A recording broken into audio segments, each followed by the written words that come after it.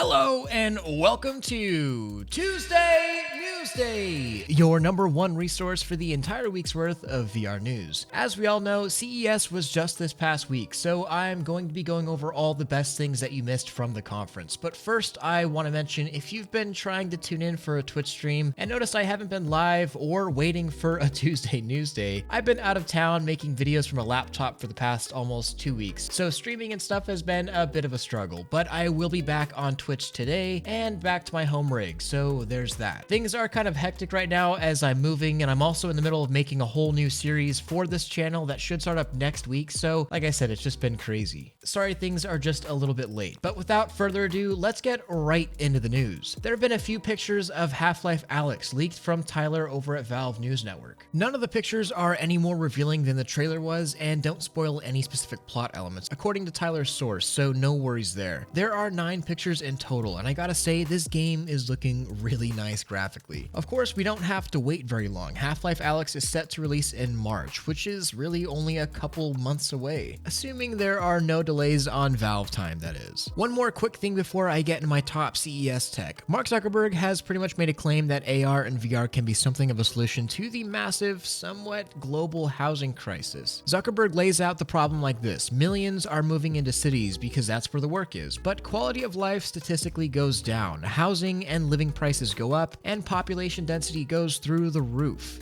It's turned into quite the problem, but it's nothing new. Mark's statement went as follows: augmented and virtual reality are about delivering a sense of presence, the feeling that you're right there with another person or in another place. Instead of having devices that take us away from the people around us, the next platform will help us be more present with each other, and will help the technology get out of the way. Even though some of the early devices seem clunky, I think these will be the most human and social technological platforms anyone has ever built. He imagines a world where you can live and be anywhere and still do your job, or even in at least a virtual sense be present at your job through the power of AR and VR. This is something that has been in the back of my mind for a long time, especially when it comes to something like homeschooling as a simple and easily executable example. Why not, instead of having students tune into a lecture while staring at their computer monitor, throw on a headset and physically sit in a virtual classroom? I personally imagine a mix between the book version of Ready Player One's school setting and VR chat. Plus, one of the biggest complaints I hear from people that are homeschooled is just how much harder it is to have a similar social experience to real life. Well, some full body tracking and dead memes in a virtual classroom could certainly fix that. Of course, school isn't the only example where this mindset could solve a lot of problems. On the topic of remotely completing your job in VR, like Zuckerberg talks about, he explains that by 2030, this could very much so be a reality. Obviously, not every job can be done remotely.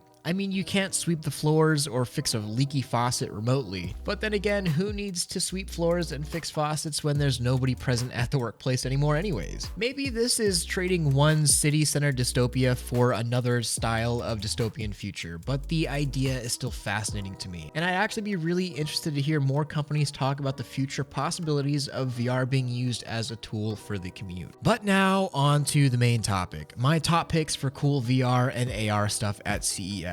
Some of these I will be covering in person in the future, so I'll be letting you know which ones, and I'll start with the things that have a definite impact on consumers directly, since, well, that's what most of us are, VR consumers. And while an $8,000 Xtal is cool and all, we gotta give some love to the things that we could actually buy. So the first thing I will get into are haptic suits and add-ons for our body to make VR more immersive. So you may or may not have heard of Haptics, but it's a haptic company that has been making vests and other accessories that use vibration actuators to allow you to feel more stimuli in game, whether that's the beat of music or 7.1 surround sound mapping, or like what I'm interested in, specific game support. The idea is the same. If you get shot in game or punched or run into something or there's an explosion, then there's a physical response versus what we have now, which is usually just visual response or controllers vibrating. Here's the thing, this one's actually decently affordable and is going to have future support for the Quest. That's huge. So look, it's still $499 as of now on Haptics website, which I understand is not cheap.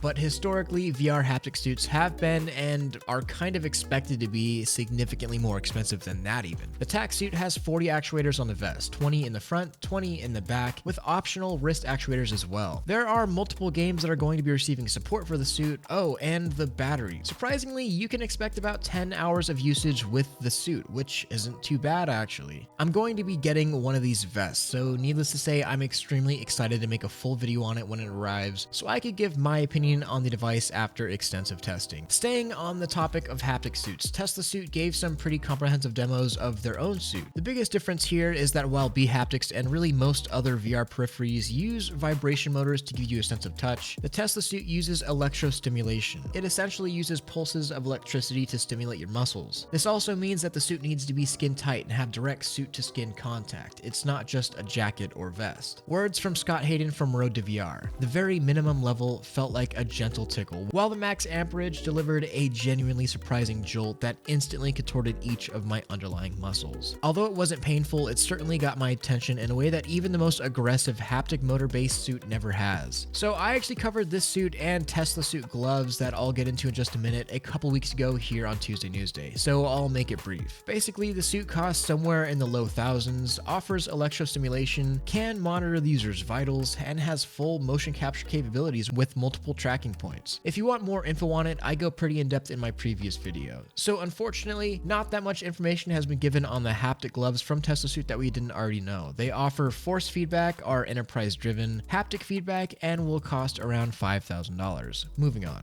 Some really amazing stuff has been shown off by Rebuff Reality, a company that I know well for their full body tracking track straps, as they're called. They're the same straps that I've been using for a long time to fix the trackers to my body, and some really cool stuff is coming from them. First, an update to the track straps themselves. The new straps that are shipping soon are going to have built-in battery banks that will extend the life of your Vive trackers by up to 8 additional hours. That's amazing. Right now, trackers last around 4 hours, and you either gotta plug yourself in or do what I do and turn into a literal cyborg. Considering the track straps are $50 and the track strap plus with the batteries are around $100, that's actually not so bad. And it's really cool seeing a company really listen to people's complaints about a product and work to develop something to improve it, even though, full body tracking is pretty niche. I'll definitely be giving these a try. On the Quest side of Rebuff Reality, the VR Power was shown off as a purpose-built battery bank meant to provide the dual benefit of balancing out the weight of the headset while also giving a significant boost in battery life. I'm not sure how long that is, but I should be able to give those numbers after testing. Finally, an earphone accessory that looks to be compatible with most headsets is also on its way, giving a pretty index-like headphone design to any headset you fix it to. Sweet. Of course, we should talk about the Pimax showings at CES. As enthusiastic as I am for Pimax, I'm a little worried with how busy their headset lineup has become. I mean, you've got the 5K, 5K Plus, 5K Super, 8K, 8KX, and the Artisan. I don't know, it just seems like there are a lot of headsets available, but that doesn't necessarily stop them from being cool, I suppose. I've already talked about the Artisan at length, so I'm just going to touch on the newer stuff quickly. Really, the Artisan is a direct Valve Index competitor, using a similar resolution of 1700 by 1400 per eye, actually a small bump up from the Index,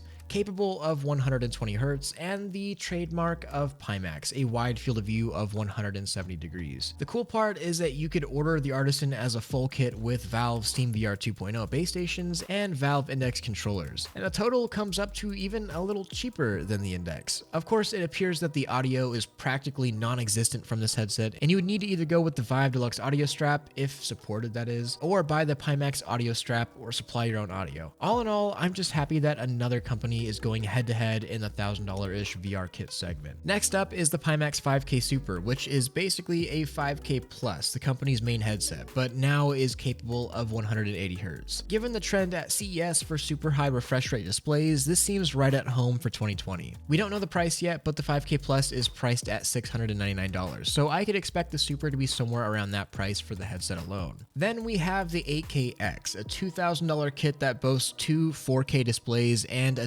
200-degree field of view. I mean, this thing did get a Digital Trends Top Tech of CES 2020 award, and I can imagine that anyone, mostly enterprise, looking for a somewhat affordable high-fidelity headset has likely already ordered this, as there really isn't anything like it within its price range. So now we gotta talk about the Pico Neo 2 and Neo 2i. Some people have been spreading around the idea that these devices are Quest killers. No, they're not. At the very most, they provide a better standalone experience for enterprise to perform specific tasks, but for the consumer, nah. You don't have to worry about the Pico beating out your Quest anytime soon.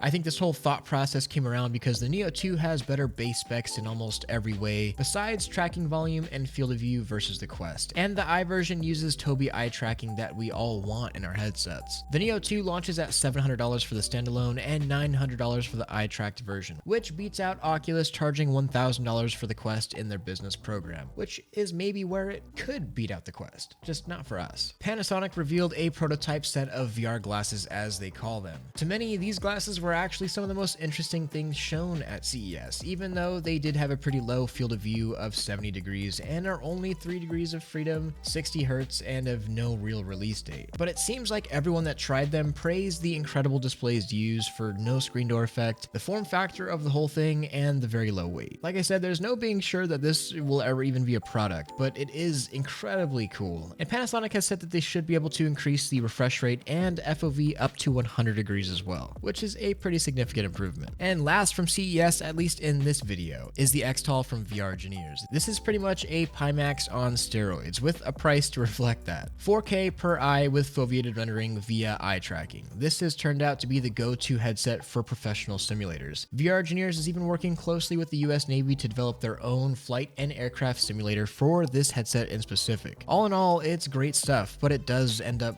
racking up nearly $8,000. So I think we all know that this is for the pro crowd, or at the very least, the prosumer crowd. Once again, sorry guys for the late video, but if I haven't done it now, it would have never come out. So here it is. This is my CES coverage. I will be streaming later today if you want to chill and talk VR, or give me a hard time for posting a Tuesday Newsday on Saturday. That's fine too. Join up in the Discord for updates regarding that. I do want to give a special thanks to all of my Patreon supporters for being so amazing, especially my Omegas like Ninjo, 3X, and Walter. I couldn't be doing any of this without you. Don't forget to like this video if you loved it, subscribe if you want more of this, and hit that freaking bell if you just can't live without it. Much love, Thrill out.